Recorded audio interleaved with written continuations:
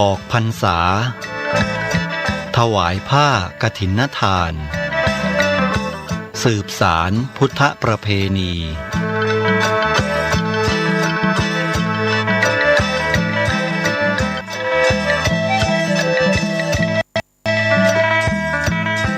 ออกพรรษาถวายผ้ากฐินทานเพื่อสืบสารพุทธประเพณี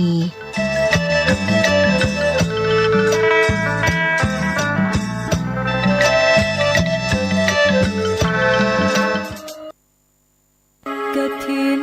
ทานคือสังฆทานบุญทานยิ่งใหญ่1 เดือนท่านกำหนดไว้นับตั้งแต่วันพิธีทำบุญทอดกฐินมหาวิทยาลัยเชียงใหม่ประจำปี 2565 ทอดถวายวันเสาร์ที่ 29 ตุลาคม พุทธศักราช 2565 ณ วัดฝายหิน ตำบลสุเทพ อำเภอเมืองเชียงใหม่ จังหวัดเชียงใหม่ 13 นาฬิกาพร้อมกันที่ศาลาธรรมมหาวิทยาลัยเชียงใหม่ตั้งขบวนแห่องค์กฐินและบริวารหน้าศาลาธรรมมหาวิทยาลัยเชียงใหม่เคลื่อนขบวนแห่องค์กฐินและบริวารออกจากศาลาธรรมมีกำหนดไปตามเส้นทาง 13:30 นาทีขวงวัฒนธรรมมหาวิทยาลัยเชียงใหม่ขบวนแห่องค์กฐินและบริวารทุกคณะสถาบันสำนักและส่วนงานต่างๆพร้อมกันมีการแสดงของชมรมพื้นบ้านล้านนาสโมสรนักศึกษามหาวิทยาลัยเชียงใหม่ 14 นาฬิกาเคลื่อนขบวนแห่องค์กฐินและบริวารเข้าสู่วัดฝายหินประธานในพิธีจุดธูปเทียนบูชาพระรัตนตรัยไหว้พระสมาทานเบญจศีลกล่าวคำถวายผ้ากฐินแด่พระสงฆ์น้อมผ้ากฐินถวายพระสงฆ์อัปโลกกฐินถวายไตรธรรมแด่พระสงฆ์กรรมการสภามหาวิทยาลัยอธิการบดีรองอธิการบดีผู้ช่วยอธิการบดีประธานกรรมการส่งเสริมมหาวิทยาลัยคณบดีผู้อำนวยการสถาบันสำนักศูนย์กองประธานสภาพนักงานมหาวิทยาลัยนายกสโมสรมหาวิทยาลัยนายกสโมสรนักศึกษามหาวิทยาลัยตามลำดับถวายไตรธรรมแด่พระสงฆ์อนุโมทนากรวดน้ำรับพรลาพระสงฆ์ 15:30 นาทีประกาศผลรางวัลการประกวดขบวนกฐินก็เป็นข่าวสารงานทำบุญทอดกฐินมหาวิทยาลัยเชียงใหม่ประจำปี 2565 ตรงกับวันเสาร์ที่ 29 ตุลาคม 2565 ทอดถวายกับพระคุณเจ้าที่จำพรรษาท่วนไตรมาสวัดฝายหินตำบลสุเทพอำเภอเมืองเชียงใหม่จังหวัดเชียงใหม่ขอเชิญท่านร่วมบุญร่วมกุศลติดต่อได้ที่มหาวิทยาลัยเชียงใหม่และวัดฝายหินที่จะร่วมทำบุญในคราวครั้งนี้ได้ความสุขกายสุขใจโดยทั่วหน้ากันสร้างเหตุปัจจัยด้วยศรัทธาด้วยปัญญารู้เห็นทำตามจริงขอเชิญสาธุชนสร้างบุญกุศลยิ่งใหญ่กฐินทานคือสังฆทานบุญทานยิ่งใหญ่1 เดือนท่านกำหนดไว้นับตั้งแต่ข่าวสารเพื่อการประชาสัมพันธ์ทำบุญทอดกฐินสามัคคีของวัดป่าแดงมหาวิหารตำบลสุเทพอำเภอเมืองเชียงใหม่จังหวัดเชียงใหม่อาทิตย์ที่ 30 ตุลาคม 2565 8:30 นาทีคณะกฐินพร้อมกันณวัดป่าแดงมหาวิหาร 9:39 นาทีจุดธูปเทียนบูชาพระรัตนตรัยสมาทานเบญจศีลถวายผ้ากฐินพระสงฆ์อุปโลกกฐินพระสงฆ์อนุโมทนาเจริญจิตภาวนาแผ่เมตตา 11 นาฬิกาถวายภัตตาหารเพลแด่พระภิกษุสามเณร 12 นาฬิกาเชิญแขกผู้มีเกียรติร่วมรับประทานอาหารกลางวันประธานกรรมการงานทอดกฐินสามัคคีของวัดป่าแดงมหาวิหารผู้ช่วยศาสตราจารย์สมคิดสกุลวัฒนะพร้อมคณะกรรมการสายต่างๆก็มีสายคุณสมจิตวงจันทร์คำสายคุณสิริรักษ์ตันติเสรีสายคุณแสงทองวรวีระวงศ์สายขนส่งและสายอาจารย์เนนสมพงษ์ปันธกาสายคณะศรัทธาวัดป่าแดงมหาวิหารทุกท่านพร้อมครอบครัวท่านที่จะร่วมทำบุญผ่านบัญชีธนาคารกรุงไทยสาขาถนนสุเทพชื่อบัญชีวัดป่าแดงมหาวิหารเลขที่บัญชี 521-064-7501 สอบถามรายละเอียดเพิ่มเติมได้ที่ 0818815690 ก็เป็นกำหนดการทำบุญทอดกฐินเป็นกฐินสามัคคีของวัดป่าแดงมหาวิหารตำบลสุเทพอำเภอเมืองเชียงใหม่จังหวัดเชียงใหม่วันอาทิตย์ที่ 30 ตุลาคม 2565 ช่วงเช้า 9:39 นาทีเชิญท่านร่วมงานทำบุญทอดกฐินสามัคคีโดยพร้อมเพรียงกัน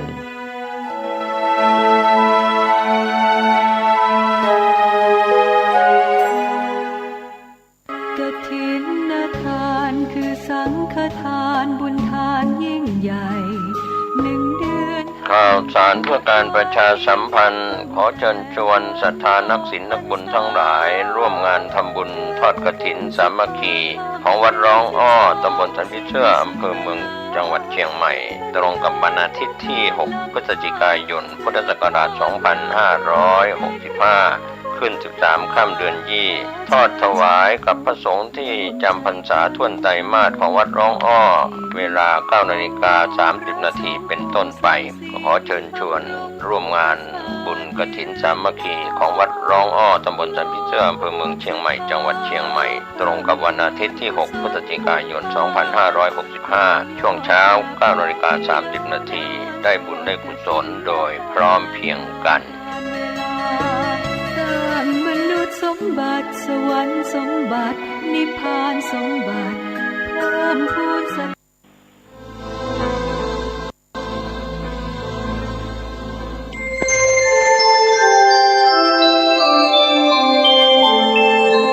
ขณะนี้ท่านกำลังฟังสถานีวิทยุกระจายเสียง FM 104.5 เมกะเฮิรตซ์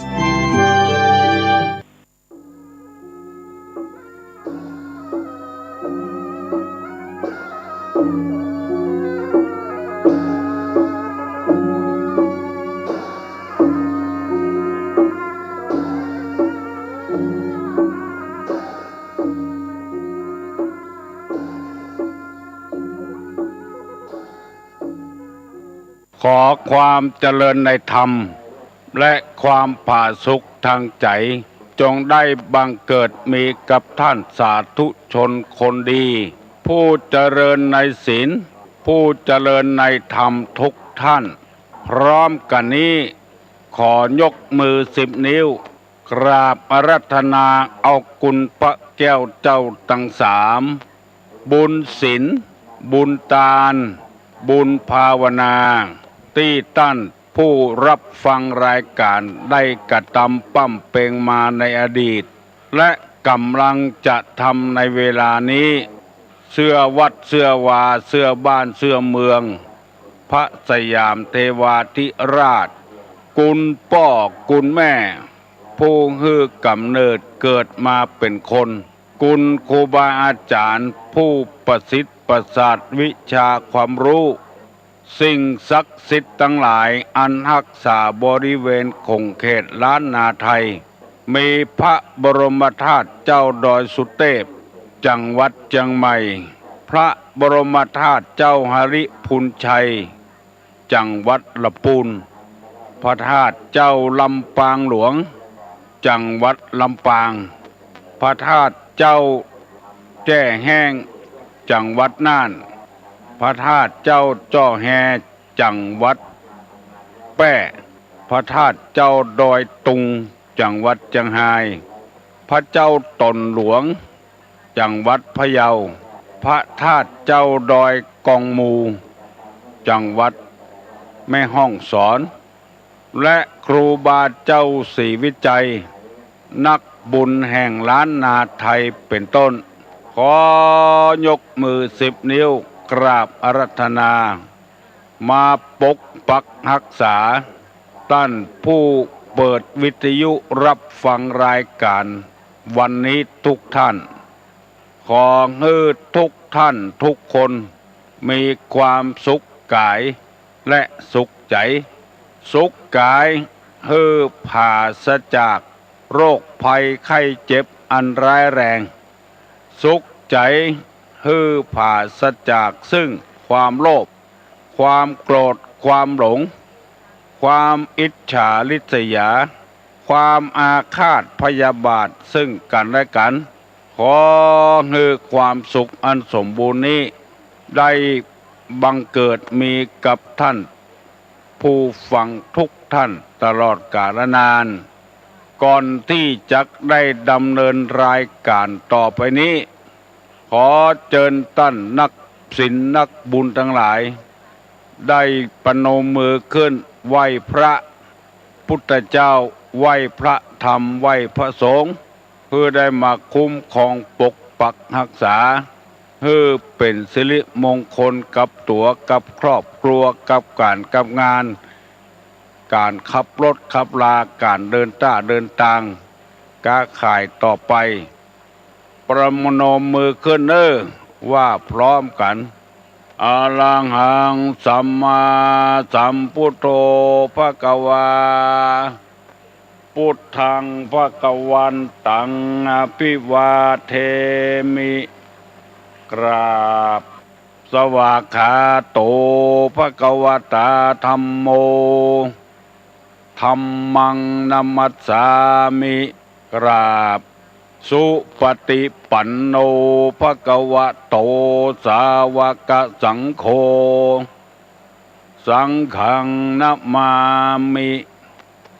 กราบหันธรรมยังพุทธัสสะภควโตปุพพาคณะมะกะลังกะโลมะเสนะโมตัสสะภะคะวะโตอะระหะโตสัมมาสัมพุทธัสสะนะโมตัสสะภะคะวะโตอะระหะโตสัมมาสัมพุทธัสสะนะโมตัสสะภะคะวะโตอะระหะโตสัมมาสัมพุทธัสสะพุทธังสรณังกัจฉามิธัมมังสรณังกัจฉามิสังฆังสรณังกัจฉามิตุติยัมปิพุทธังสรณังกัจฉามิตุติยัมปิธัมมังสรณังกัจฉามิตุติยัมปิสังฆังสรณังกัจฉามิตติยัมปิพุทธังสรณังกัจฉามิตติยัมปิธัมมังสรณังกัจฉามิตติยัมปิสังฆังสรณังกัจฉามิอิติปิโสภควาอะระหังสัมมาสัมพุทโธวิชชาจารณะสัมปันโนสุขโตโลกวิทูอนุตตโรปุริสะธัมมสารถิสัทธาเทวะมนุษย์สานังพุทโธภควาติสวากขาโตภควตาธัมโมสันติทิโกอากาลิโกเอหิปัสสิโกโอปัญญิโกปัจจัตตังเวทิตโพวินยูหิติสุปฏิปันโนภควโตสาวกสังโฆอุจุปฏิปันโนภควโตสาวกสังโฆญาญาปฏิปันโนภควโตสาวกสังโฆสามิจิปฏิปันโนภควโตสาวกสังโฆญะติตังจัตตาลิปุริสายุคานิอัฏฐะปุริสาปุคลาเอสะภควโตสาวกสังโฆอาหุไนโยปาหุไนโยตักขิไนโยอัญจลิกาลนิโยอนุตตรังปุญญเขตังโลกัสสติกราบหนึ่งกราบสองกราบ กาเลนะธรรมัสสวนังเอตัมมังคารมุตตะมังมาแล้วเนอเสียงกองเสียงกองเสียงมองต่ำเข้าเสียงตุเจ้าเทศนาธรรมมาแล้วมาถึงวัดมาถึงในห้องตุลุง มาถึงบ้านมาถึงบนเฮือนมาถึงในเฮือนมาถึงเฮือนเตาไฟมาถึงห้องน้ำมาถึงในรถที่เปิดวิทยุรับฟังอยู่มาถึงกาดมาถึงสวนมาถึงอู่ซ่อมรถ มาถึงกุฏิกุฏางที่พี่น้องทั้งหลายกำลังเปิดวิทยุฟังอย่างสบายบอดต้องแต่งเนื้อแต่งตัวบอดต้องกำขันเขาตอกดอกไม้บอดต้องนั่งพับเพียบบอดต้องนั่งเก้าอี้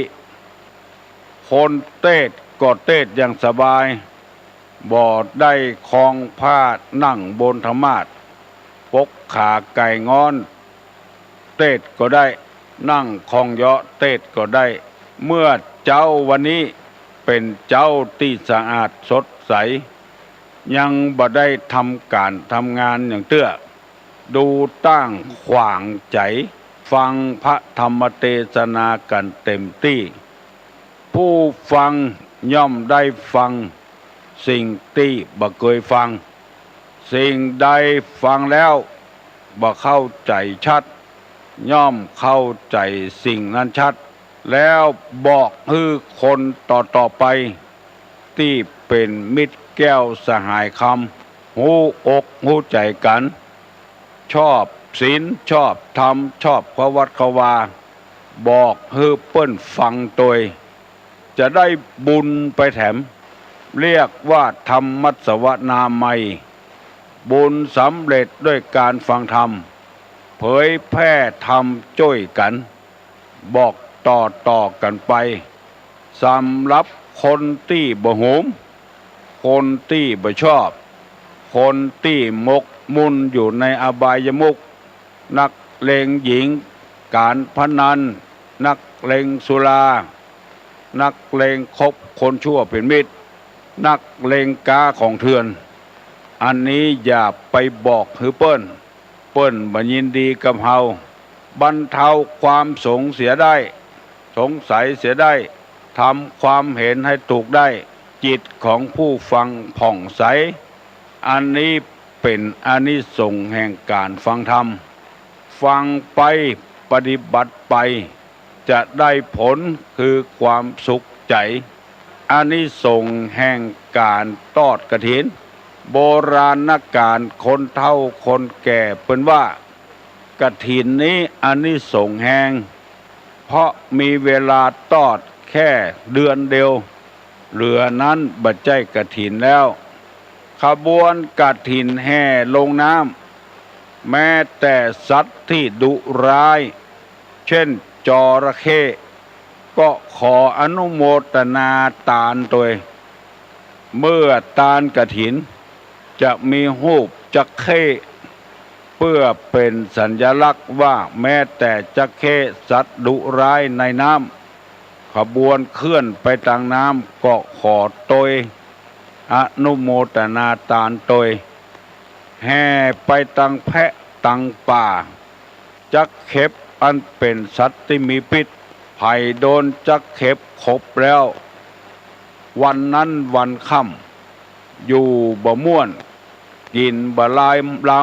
ำนอนบ่หลับแม้แต่จักเข้ตัวที่มีพิษ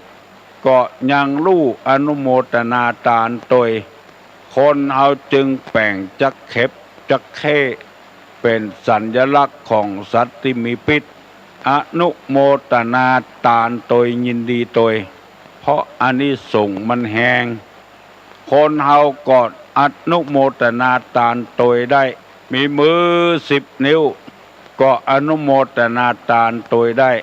เพิ่นฮ้องว่าปัตตานุโมทนาไม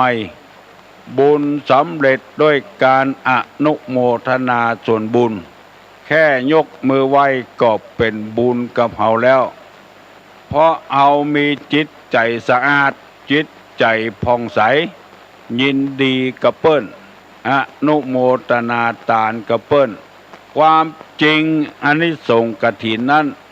เพียงแต่ผ้า3 ผืนก็เป็นผ้ากฐินได้มาบัดนี้เป็นเรื่องยุ่งยากกฐินต้องมีเงินมีทองเป็นหมื่นเป็นแสนก่อน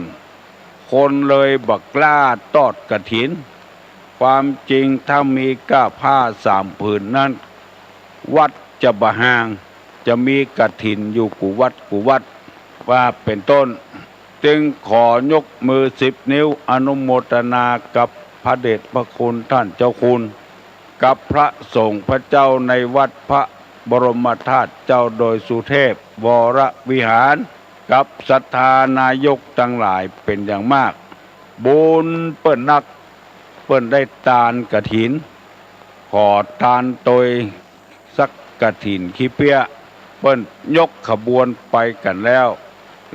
ทราบข่าวว่าตั้งแต่8 โมงเป็นต้นไปสถานีวิทยุ FM ท้องถิ่น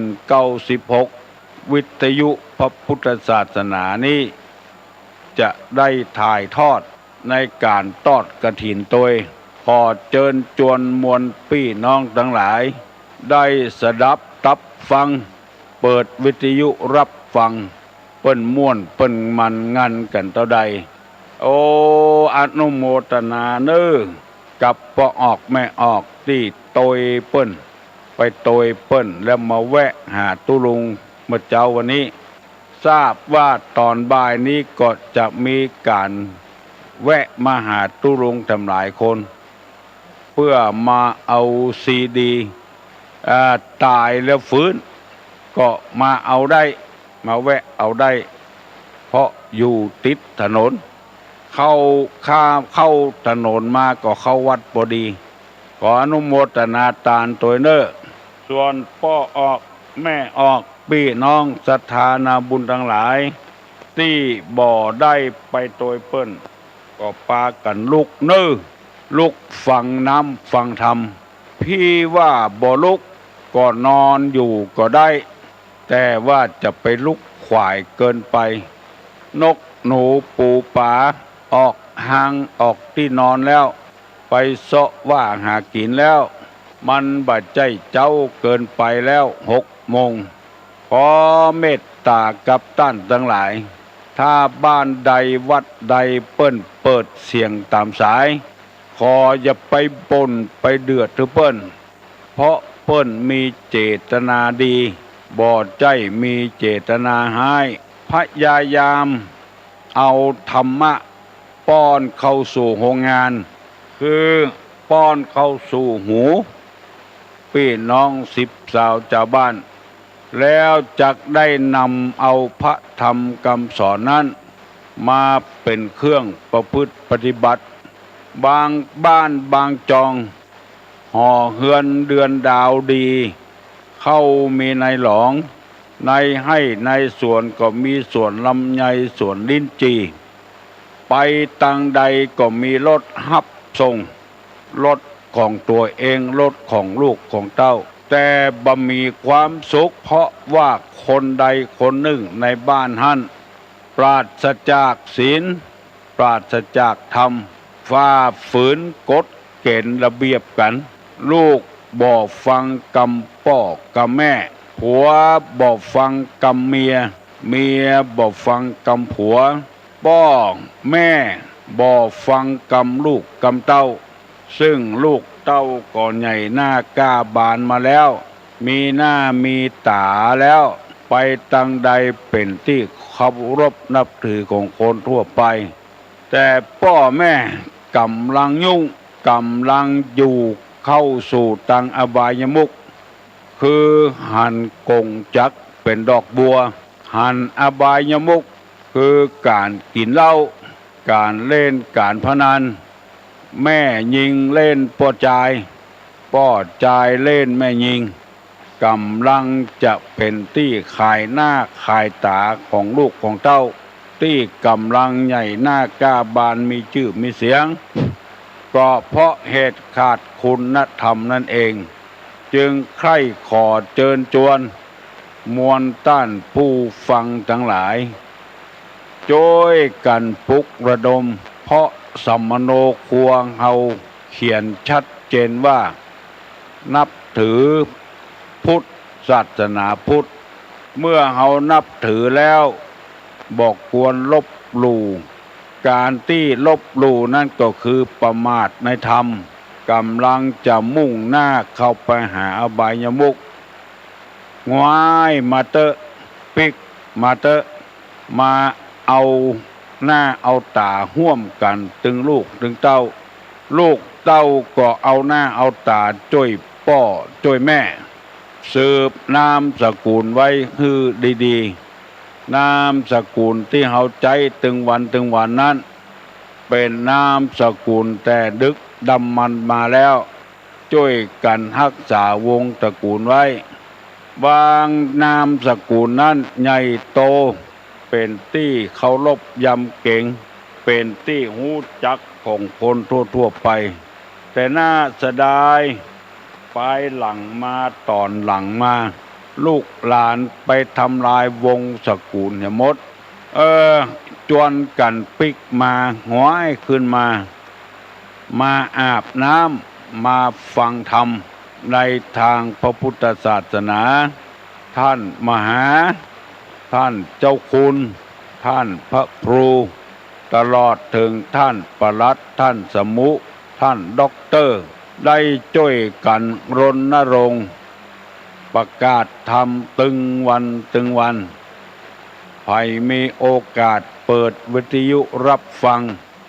สถานีวิทยุขึ้นพระพุทธศาสนาและวัฒนธรรมของวัดฝ่ายหินอันนี้แน่นอนขึ้นไกประกาศธรรมะลุกเจ้าไหวพระเจ้ามีฮือฟังแล้วต่อจากนั้นก็มีพระธรรมคำสอนซึ่งตุลุงได้เอามาประกาศให้พี่น้องทั้งหลายฟัง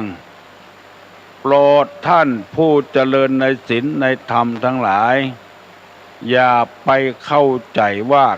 คำสอนนี้เป็นของตุลุงเป็นของท่านมหาท่านเจ้าคุณท่านพระครูเป็นคำสอนในทางพระพุทธศาสนาทั้งนั้นแล้วบ่มีพิษบ่มีภัยกับภัยสักคนนอกจากท่านจะเป็นพิษกับเปิ้นตอนว่าแจ้งบ่แจ้งก็ประกาศธรรมรบกวนเวลารบกวนหูคือท่านสร้างเอาเองว่าเป็นเรื่องรบกวนวิธีที่ง่ายๆก็นั่นก็คือปิดวิทยุเหียบ่ฟังละรับต่อไปหรือว่าในวัดนั้นบ้านนั้นเปิดเสียงตามสายก็ลุกได้ละนี่เปิ้นลุกกันเสียงถึงบ้านถึงเมืองเฮาอย่าไปสร้างปัญหาให้ตัวเองอดสาฟังไปเตือนน้อยๆมันก็จะหูไปเตือนน้อยๆเหมือนกับเอาน้ำดีๆเข้าไล่น้ำเน่าเมินไปน้ำเน่านั่นก็จะหายเหลือแต่น้ำดีๆเข้ามาอยู่น้ำเน่านั้นคืออารมณ์ร้ายที่คิดบ่ดีต่อตัวเองคิดบ่ดีต่อครอบครัวคิดบ่ดีต่อสังคมคิดบ่ดีต่อประเทศชาติบ้านเมืองเมินไปใจจะอ่อนไปโตยคนทำความดีที่ไหนควรจะช่วยเหลืออนุโมทนาร่วมสร้างร่วมแปลงด้วยกันแล้วบ้านเมืองก็เจริญรุ่งเรืองเวลานี้ บ้านเฮาเมืองเฮานี้เจริญรุ่งเรืองมานักแล้วเฮาบ่ได้กึดบ่ได้ไปพอดต่างประเทศเปิ้นมีทหารก็บ่ได้มีความสุขเหมือนทหารบ้านเฮาเมืองเฮาใส่เป้เหียกำปืนเหียลบหลีกต่ออันตรายต่อศัตรูไล่ฆ่าไล่แกงกันเอาระเบิดไล่ขว้างกันวุ่นวายบ่ได้มาอยู่ดีกินดีเหมือนทหารบ้านเฮามีตำรวจก็บ่อดตารับครับตานอนเหมือนตำรวจต่างประเทศตำรวจบ้านเฮายังได้อยู่กับลูกกับเมียอยู่มีความสุขบานหวานใจฮ้อนได้อาบอยากได้กินอยู่บ้านเฮาเมืองเฮาลูกนึงบัดเดี๋ยวนี้6:00 นแล้วไผยังบ่ลุกก็ลุกเห็นเด้อ9บ่ลุก10บ่ลุกก็ตื่นก็ได้ตื่นแล้วฟังเทศน์ฟังธรรมตุลุงได้นำมาเสนอให้พี่น้องทั้งหลายตลอดถึงพระสงฆ์สามเณรก็จะได้ตื่นเจ้าเอาสวดมนต์มาท่องเอาหลักนักธรรมมาท่องหรือว่าดูหนังสือจะไปขำอยู่ที่นอนอยู่บัณฑิตนักปราชญ์เบิ่นว่ารับนักนอนนักเป็นธาตุของอารมณ์ที่มันจะจักจวนให้เฮาไปในทางที่บ่ดีเฮาไปเป็นทาสของอารมณ์กินนักนอนนักแล้วจะเป็นเหตุให้อึดอาดบ่คล่องอกคล่องใจตัวเปิ้นเจ้าบ้านเจ้าจองแทนที่จะล้างถ้วยหมดไปหลายแล้วจะซักผ้าที่แจ้ไว้หมดไปหลายแล้วบัดเนี้ยสกรรมรับยังบ่ลุกตะฮอดบ่เดียวเตื้อตุลุงจะพยายามปลุกระดมเพื่อคนได้ลุกเจ้าบอกให้เป็นทาสของอารมณ์ถึงจะบ่ชอบก็ตามเฮาอู้กันแล้วบ่หันหน้ากันนี่ยังแขวนน้อยด่ากันบ่ได้ยินนี่ก็ยังแขวนน้อยเพราะว่าอู้คนเดียวในห้องส่งคนฟังนี่มีจำนวนนักขอขอบคุณพี่น้องทั้งหลายที่รับฟังรายการนี้โดยยอมรับว่าฟังแล้วเข้าใจดีนอกจากเข้าใจดีแล้วนำไปปฏิบัติครอบครัวมีความสุขคนขี้ค้านก็มั่นขึ้นคนลุกขวายก็ลุกเจ้าขึ้นคนปากนักที่เล่าขวัญเปิ้น10 ชาวเจ้าบ้านก็ย่างบ่เล่าขวัญไผบาติฉินนินทาไผดีขึ้นมาเพราะว่ามีคนโทรศัพท์มาหาตุลุงลุกได้แล้วเนอะวันนี้จักได้นำเอากรรมที่ว่าสาเหตุแห่งความล้มเหลวในชีวิตมาเล่าให้พี่น้องผู้ใจบุญทั้งหลายรับฟังแถมตุลุงได้เสนอไปแล้วหลายข้อด้วยกันประมาณสัก5 ข้อ 6 ข้อข้อที่1เหตุให้ทำให้ชีวิตเอาล้มเหลวนั้น1ไม่เข้าใจผู้อื่นบ่พยายามเข้าใจผู้อื่นเอาใจตัวเองว่าจะให้เปิ้นเหมือนตัวเก่าปัดตกปัดเที่ยงมันเป็นไปบ่ได้จะให้ผัวเหมือนตัวเองจะให้เมียเหมือนตัวเองจะให้ลูก2-3 คนเหมือนตัวเองมันเป็นไปบ่ได้ข้อนี้เปิ้นบอกว่าต้องเข้าใจคนอื่นตัว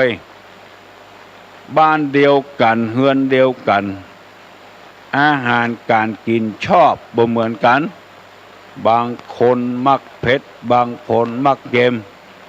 บางคนมักของดิบของแดงบางคนมักผักมักไม้มันบ่เหมือนกันเฮาต้องไปเข้าใจคนอื่นเฮานี่เปรียบเหมือนพ่อกาแม่กา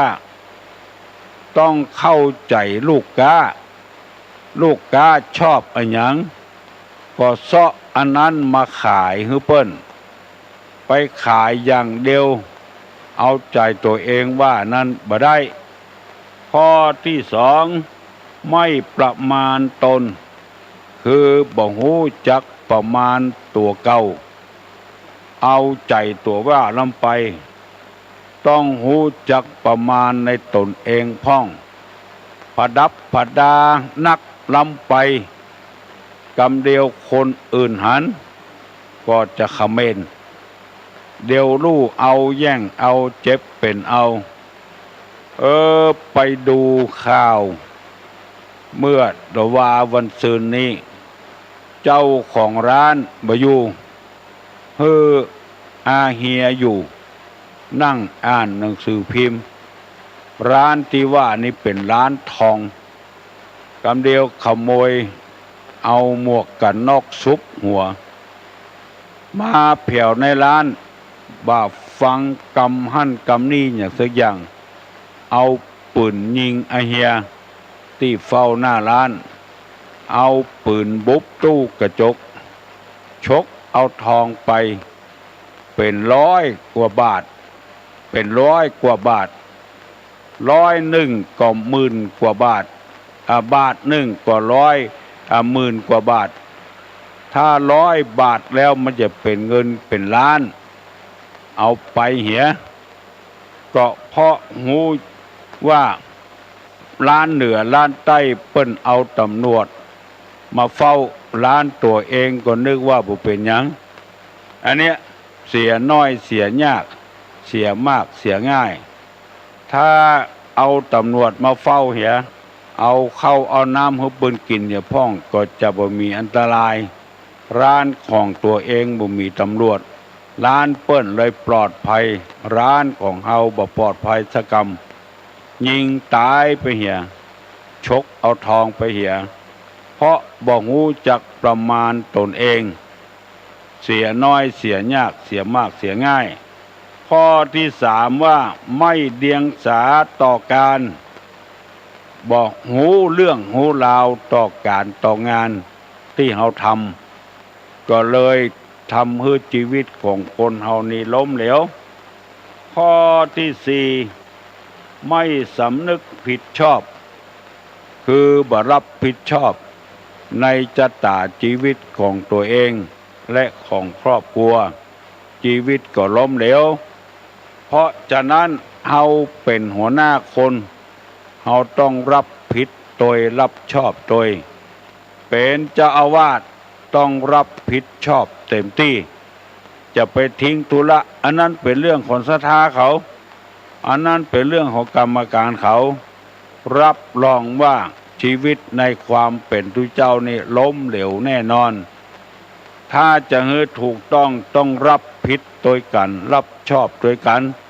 ตึงศรัทธาตึงวัดตึงบ้านตึงจองจะไปให้เป็นธุระของคนอื่นข้อที่5ว่าโมโหโทสันเป็นคนดุร้ายขี้โคตรขี้เกียจอันนี้ก็เป็นหนทางแห่งความล้มเหลวได้เหมือนกันข้อที่6เย่อหยิ่งยโสเป็นคนเย่อหยิ่งยโสคือหมายความว่าเมาในยศเมาในความสุขของตัวเก่าเมาในเงินในทองของตัวเก่าเมาในความเป็นอยู่ของตัวเก่าลืมขี้เก่าไปเพื่อนฝูงที่เคยฮักเคยชอบกันก็ตีตัวออกห่างไกลกันต่อไปอันนี้ก็เป็นเหตุหนึ่งทำให้อนาคตล้มเหลวได้เหมือนกันเพราะว่าแต่ก่อนมาเฮาเคยอยู่บ้านนอกคอกนามีเพื่อนมีฝูง แบบภาษาของคนบ้านนอกคอกนาแต่พอได้ยศถาบรรดาศักดิ์ไปอยู่ที่เจริญเพื่อนฝูงที่เคยคบหาสมาคมเลยบ่ถูกบ่โล่งกันบ่ไปมาหาสู้กันยังบ่พอเย่อหยิ่งจองหองอันนี้แหละเป็นเหตุถึงความล้มเหลวดานิทานอีสปของละอ่อนเปิ้นบอกไว้ว่าแต่ก่อนนั้นเป็นคนอยู่ถิ่นฐานเดียวกันฮักกันแปลงกันในบ้านในจองดีกูอย่างพอได้ยศถาบรรดาศักดิ์มีเงินมีทองก็ยิ่งยโสเปิ้นว่าไก่อูไล่ซับไก่แจ้การหัวซุกหัวซนไก่อูก็นึกว่าตัวเองชนะแล้ววิทย์ขึ้นบนหัวขันเย้ยไก่ขันเย้ยตัวที่การขันเข้ากำเดียวเยี่ยวมาหันเข้าใส่มันอยู่ที่เป่งลูกเยี่ยวเข้ามาโฉบกาบคอเอาไปกินเหรอตายล้มเหลวในชีวิตเพราะฉะนั้นใครฮื้อดีนั้นอย่าไปยินดีต่อลาภหันว่ามีเงินมีคำนักสองอย่าไปยินดีต่อยศแต่ก่อนบ่ได้เป็นไอ้หยังบ่เดียวพอได้เป็นหัวหน้าคนแล้วเย่อหยิ่งยโสเพื่อนเก่ามิตรสหายเก่าพี่น้องที่ต่ำตัวเองบ่ไปมาหาสู่บอกคบหาสมาคมแล้วถือว่าตัวเองมียศถาบรรดาศักดิ์ยศถาบรรดาศักดิ์ถ้ามันหมดอำนาจหมดวาสนาของเฮาแล้วเฮาเข้าไปหาไผบ่ได้แล้วเพราะตอนที่เฮามียศมีหลวงพ่อองค์หนึ่งอยู่ในอำเภอแม่ริมเนี่ยบัดเดี๋ยวนี้เปิ้นมรณภาพไปแล้วมานั่งอู้กันเรื่องลาภเรื่องยศเปิ้นว่าตอนนั้นมีท่านองค์หนึ่งมีอำนาจมียศถึงอธิบดีเวลาเปิ้นจะมาวัดที่หลวงพ่อที่ว่าเนี่ยตำรวจจะมาเคลียร์พื้นที่ก่อนแล้วซุ่มอยู่ต่ำนอกวัดนอกวาปกป้องท่านอธิบดีที่จะมาวัดแล้วเวลานั้นถ้าเปิ้นมาจะมีรถตำรวจออกตั้งหน้ากันตั้งหลังกันรถไซเรนติดไฟมับต่างวัดก็ต้องจัดสถานที่ฮืออย่างดีกลัวว่าท่านอธิบดีกับคุณหญิงบ่พอใจในสถานที่มาปรึกษาสนทนาธรรมตำรวจก็แวดอยู่ตามประตูวัดอยู่กลัวมีอันตรายเกิดขึ้นกับท่านอธิบดีเวลาไปก็มีรถนำหน้ารถตามหลังเจ้าหน้าที่ตำรวจระวังเต็มที่จนปอโป้นอันตรายมาอย่างเอี้ยกูเตื้อตอนหลังนี้ท่านอธิบดีเกษียณอายุเปิ้นยังมาอยู่มาวัดหลวงพ่อที่เปิ้นจังมาเวลามานั้นบ่มีไผแล้วมีก็ไม่เต้าคุณหญิงติ้วกระเป๋าตัวก้นเหี่ยท่านอธิบดีนำหน้าเหี่ยมาวัดเอามานั่งอู้กันเรื่องนี้ว่าคนเฮานี่บ่น่าจะมีเย่อหยิ่งยโสกันอันใดเป็นอันนั้น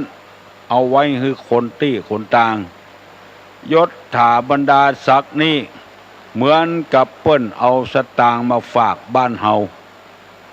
มันบ่ใจของเฮา ของเฮาแท้ๆก็คือตัวของเฮาใจของเฮายศถาบรรดาศักดิ์นี่เปิ้นฮื้อเวลาที่เฮาครองตำแหน่งไว้บ่ได้พอหมดอำนาจหมดอายุ60แล้วมันบ่มีความหมายอย่างแล้วเหมือนกับเปิ้นแห่ลูกแก้วเวลาจะแห่นั้นก็ประดับประดาเป็นยังตาหน้าตาใส่ลิปใส่เล็บเอากระโจมมาซุบหัวแล้วเอามาแห่แห่นแต่นแต้พอแห่เสร็จแล้วลงมาเสร็จแล้วเปิ้นก็ปลดออก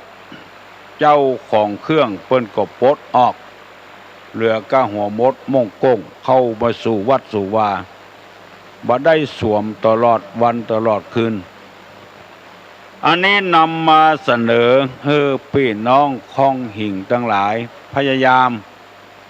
ในเวลาเปิ้นตั้งเฮาเป็นแก่บัดใจเปิ้นตั้งให้เถอะเพราะตัวไปสมัครให้เป็นแก่บ้าน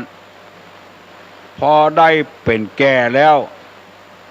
ไปตังใดเปิ้นก็ห้องพ่อหลวงชั่วคราวอายุมันจะถึง5 ปีเท่านั้นบัดเดียวถ้าก่อนกฎหมายนั้นก็อยู่ถึง60ถ้าลุนกฎหมายก็อยู่แค่5 ปีความเป็นพ่อหลวงมันหายไปหมดบ่มีไผเคารพยำเก่งแล้ว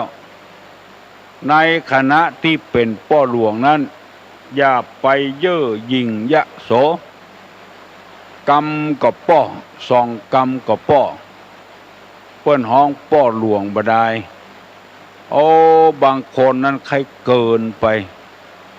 เปิ้นได้ยินใส่แล้วเปิ้นบึนปากเขาใส่ตะกอนคิงฮาเมื่อบ่ได้เป็นแก่บ้านพอได้เป็นแก่บ้านเปิ้นห้องพ่อหลวงจ่าป้อใส่เปิ้นหมดป้อบ่เอานะป้อบ่หุมนะป้อบ่ชอบนะคนบึนปากเขาใส่เนอะบอกเฮ้ยซื่อๆนะบางทีอายุหนุ่มเหลือเปิ้นก็ไปจ่าป้อใส่เปิ้นป้อบ่ทำป้อบ่เนี้ยป้อบ่ฮู้ป้อบ่หันเกินนำไปยะโสรู้นั่นยะโสรู้เปิ้นเอามาใส่ฮื้อ4 ปี 5 ปีบ่ได้อย่าไปจ่ายป่าจ่าป้อเขาใส่ก้อยคิงก็คิงก้อยหาก็หาก้อยผมก็ผมก้อยเฮาก็เฮาค่อยใส่กันเอาเข้าสดเข้าเผียววัดปุ่นพ่อหลวงกินข้าวกับหยังป้อกินข้าวกับแกงป่า อ้างตัวเป็นป้อไปเห็นแล้วอ้างตัวเป็นกำนันไปเห็นแล้วโอ้ขอเมตตาเด้อเนอมันเป็นสาเหตุแห่งความล้มเหลวเนอที่อ้างตัวเป็นใหญ่เป็นโตนะเคยห้องกันจะใดก็ห้องกันอย่างอันฟังแล้วมันม่วนใจมันเป็นกันเองถ้าเปิ้นห้องเจ้าคุณก็จ่าเจ้าคุณใส่เปิ้นโอ้พระเดชพระคุณไปที่ไหนหาโยมท่านเจ้าคุณจะไปเวียง เฮาจะไปเวียงก็ได้อาตมาจะไปเวียงก็ได้ตุนาจะไปเวียงก็ได้ตุอาวจะไปเวียงก็ได้ตุลุงที่นั่งอู้กันเวลานี้มันเป็นกันเองดีนะเพราะว่ามันอายุก็นักแล้วดูตั้งสั่งดูตั้งสอนคนเพราะว่าอายุนักแล้วประสบการณ์มานักแล้วอันนี้เป็นข้อที่6ตุลุงได้นำเสนอไปแล้วและย้ำแถมว่าข้อนี้ก็ขอย้ำแถมน้อยเนอะวันพุธจะมาย้ำวันนี้ย้ำเหือแล้วฟังไปเถอะพี่น้องทั้งหลายโอ้รับไปเหี่ยแล้วตื่นแล้วฟังไป งีบหลับไปทำแล้วตื่นขึ้นมาฟังต่อเนอะข้อที่7มีใจความว่าโป้ปดมดเท็จอันนี้เป็นกรรมไทยนะโป้ปดมดเท็จคือ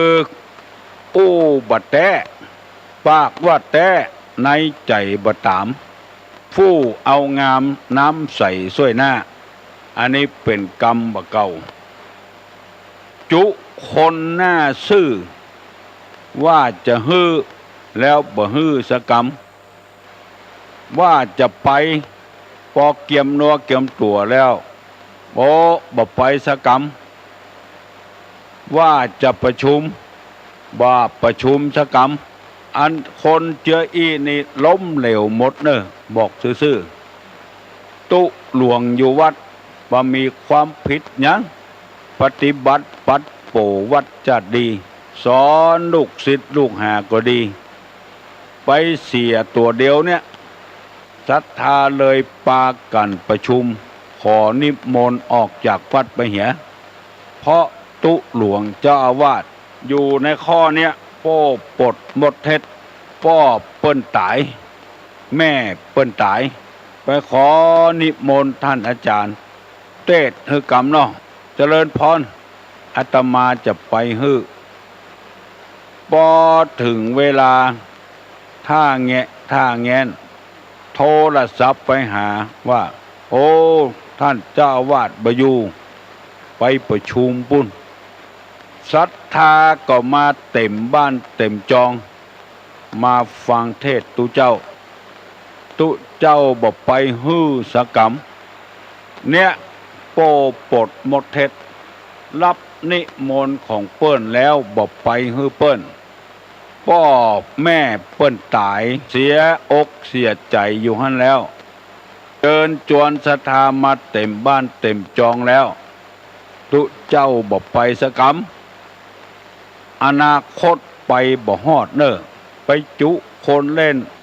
เหมือนกับจุต้นไม้ต้นตอกมันบ่ได้คนโน่มันบ่ใจเป็นอย่างอื่นมันย่อมเสียอกเสียใจเตื้อเดียวยังบ่พอจะทรงสักการเนอะจะเผาป่อแล้วจะเผาแม่แล้วนิมนต์ตุเจ้า8 ตนฮับของเปิ้นแล้วบาปไปสกรรมสั่งเปิ้นก็เกียมไว้หั่นแล้ว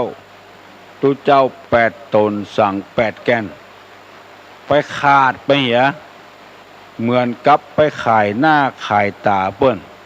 บ่ชอบเปิ้นส่วนตัวกาส่วนรวมกาโคตรคือกันปากันนิมนต์ไล่ตุเจ้าหนีออกวัดเถียเพราะเหตุว่าโป้ปดมดเท็จโอ้มีหลายเรื่องหลายราวหน้านี้หน้ากฐินเนอหน้าผ้าป่าเนอมีหลายแล้วโดนกฐินปลอมโดนผ้าป่าปลอมบางทีไปขอของเปิ้นมาฮื้อบอกฮื้อศรัทธาสกรรมนึกว่าจะมีคนไปต้อนรับผ้าป่าต้อนรับกฐินบ่มีไผสักคนเพราะว่าโป้ปดมดเท็จนั่นเองอนาคตจะล้มเหลวจะบ่ถูกกันจะบ่ลงกันจะผิดหัวกันอันนี้ขอฝากไว้เป็นพิเศษสำหรับคนที่หวังความเจริญรุ่งเรืองในอนาคตที่ตนอยู่อย่าไปจุอย่าไปไล่อย่าไปโกหกพกลมกันเรื่องนี้เกิดขึ้นมาสมัย 2,500 กว่าปีมาแล้วจึงมีพุทธบัญญัติไว้ในศีลข้อที่4ว่ามุสาวาทาเวรมณีการพูดเท็จพูดส่อเสียดพูดคำหยาบพูดเพ้อเจ้อนี่มันเป็นเหตุที่เสียหายความจริงตามประวัติแล้วตามได้ศึกษาเล่าเรียนมาแล้วเกิด ก่อนพระพุทธเจ้าก่อนพระพุทธเจ้าได้ไปศึกษาเล่าเรียนจากสำนักอาจารย์ทิสาประโมกข์หลายตำแหน่งหลายที่หลายทางพระองค์ก็จดจำไว้แล้วเอามาประมวลเข้าอยู่ในศีลห้าของตัวเองบัดใจคำสอนของพระพุทธเจ้าเป็นคำสอนของบุคคลอาจารย์สำนักต่างๆที่พระพุทธเจ้าได้เรียนมาแล้วพระพุทธเจ้าเอามารวบรวมเมื่อรุนเพราะว่าบางอาจารย์ก็จะสอนว่าห้ามพูดเท็จพูดส่อเสียดพูดคำหยาบพูดเพ้อเจ้อพระพุทธเจ้าหันว่าโอ้การห้ามนี่ไผ่ห้ามบ่ได้คนนี่ไผ่ห้ามบ่ได้ก็เลยมาเป็นเวรมณีแปลว่าให้เว้นจากการพูดเท็จพูดส่อเสียดพูดคำหยาบพูดเพ้อเจ้อเฮาจะศึกษาเล่าเรียนจะหันว่าศีลข้อเนี้ยบอกว่าข้อใดพระพุทธเจ้าเปิ้นบ่ได้ห้ามเด็ดขาดเปิ้นว่าให้เว้นจากการพูดเท็จบ่ได้ห้ามพ่อออกแม่ออกที่ฟังรายการเมื่อเจ้าฟังเหี่ยดีๆเนอะฟังให้เข้าใจดีๆเนอะพระพุทธเจ้าบ่ได้ห้ามที่ไผว่าข้อที่สี่ห้ามพูดเท็จบาดใจเพิ่นว่าให้เว้นจากการพูดเท็จเมื่อเว้นได้ก็เว้นเหี่ยเมื่อเว้นบ่ได้ก็ต้องอู้ตามความจริงบ่ได้ห้ามคนนี่ห้ามบ่ได้ห้ามเป็ดห้ามไก่บ่ฮื้อออกเล้าได้ห้ามงัวห้ามควายบ่ฮื้อออกคอกนี่ได้แต่คนนี่มันห้ามบ่ได้เปิ้นจึงฮื้อคนเนี่ยใจปัญญาใจสมองเวลาใดพูดเวลาใดบ่ควรพูดเพราะฉะนั้นเปิ้นว่าฮื้อเว้นเพราะคนนี่มันมีเล่ห์เหลี่ยมห้ามจะใดมันก็บ่ฟังเลยบ่ห้ามเลยฮื้อเว้นสุดแล้วแต่ไผจะเลือกเอาถ้าเว้นได้ก็เว้นถ้าเว้นบ่ได้ก็จำเป็นคนนี่ไผก็จ้างเถอะลูกของเฮาในท้องในไส้เกิดออกมาก็ห้ามมันบ่ได้เว้นได้ก็เว้นปอกออกแม่ออกศรัทธานาบุญทั้งหลายไปว่าไปก็ม่วนไปเนาะเวลามันจะหมดเนี่ยแล้วตุลุงจำเป็นได้เอารายการนี้กลับไปเหี่ยก่อนสำหรับวันนี้ขอความสุขความสวัสดีจงมีแก่ท่านผู้ฟังทั้งหลายทุกคนทุกท่านเนออายุวัฏโกธนวัฏโกสิริวัฏโกยัสสะวัฏโกปละวัฏโกวนะวัฏโกสุขวัฏโกหนตุสัพพตาทุกขโลกาพญาเวลาโสกาจันตุจุปตวาอะเนกาอันตรญาปิวินาสันตุจเตจัสสาวุธาปัจจายิโนจัตตาโลธรรมาวัฏันติอายุวันโนสุขังพลัง